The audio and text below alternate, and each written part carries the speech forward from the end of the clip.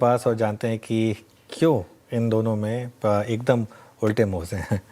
जहां तक विप्रो की बात है, Q3 परफॉर्मेंस से कोई कंप्लेंट नहीं है। कांस्टेंट करेंसी में आए 1.4% बढ़ी, मार्जिन एक्सपेक्टेशन से बेहतर बढ़े, तो फिर ये एक्सीडेंट ऑफ द डे क्यों? प्रॉब्लम है विप्रो ने जो गाइड किया अगले क्वार्टर के लिए 0 से 2% ग्रोथ, अपने आप में ये भी बुरी नहीं थी।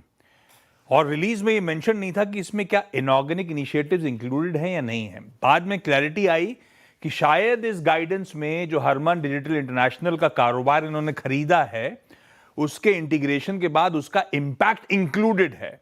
एनालिस्ट मानते हैं कि हरमन के उस एक्विजिशन का 150 बेसिस पॉइंट्स का कंट्रीब्यूशन अगले क्वार्टर में आएगा, यानी कि ऑर्गेनिकली या एक्स ऑफ एक्विजिशन जो ग्रोथ होगी -1.5% से 0.5% प्लस में।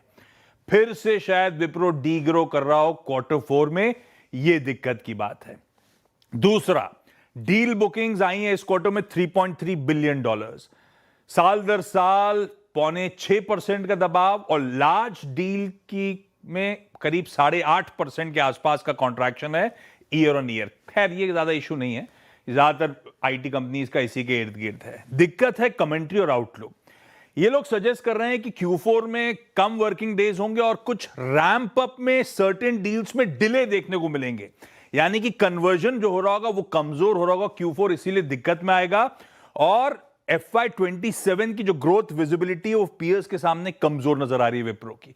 तो अपने आप केस बन जाता है पी रेटिंग का, यानी कि अपने टियर 1 पीयर्स से और डिस्काउंट पे विप्रो ट्रेड करना चाहिए, और शायद ये रीजन है आज दबाव का।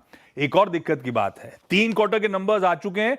विप्रो इससे पहले 2 साल से US dollar revenue growth negative deliver कर रहा है, कॉन्ट्रैक्शन देखने को मिल रहा है, और शायद ये तीसरा बैक टू बैक साल होगा Q4 के आउटलुक को देखते हुए कि विप्रो में फिर से निगेटिव ग्रोथ इस बार आपको देखने को मिले। तो विप्रो में कई सारे इफ्स एंड बट्स लग गए, इसीलिए दबाव। जहां तक टेक महिंद्रा, जी सर 265 पे। अच्छा, कब तक होल्ड कर सकते हैं सर? इसको लॉन्ग टर्म होल्ड कर सकते हैं।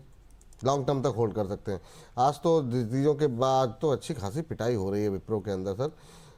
नतीजों के बाद खास तौर से Q4 को लेकर के जो गाइडेंस दी गई है वो बाजार को पसंद नहीं आई है।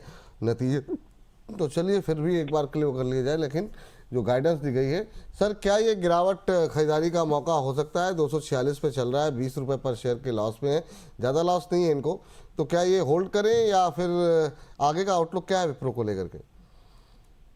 देखो सर, खरीदा तो इन्होंने स्टॉक जो है वो ट्रेडिंग के लिए था। स्टॉक ने इनको मार के इनको लॉन्ग टर्म इन्वेस्टर बना दिया है। बने रहोगे आप, कोई दिक्कत नहीं है। उसका एक रीजन है, क्योंकि इस समय जो मोमेंटम है वो डाउन है। और पहली बात है कि अपॉर्चुनिटी, जब ये सोच के मत बाय किया करिए कि बस रिजल्ट देखा और बाय कर लिया।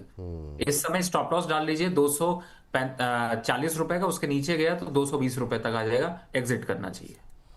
एग्जिट करने की सलाह यहाँ पर दी जा रही है। और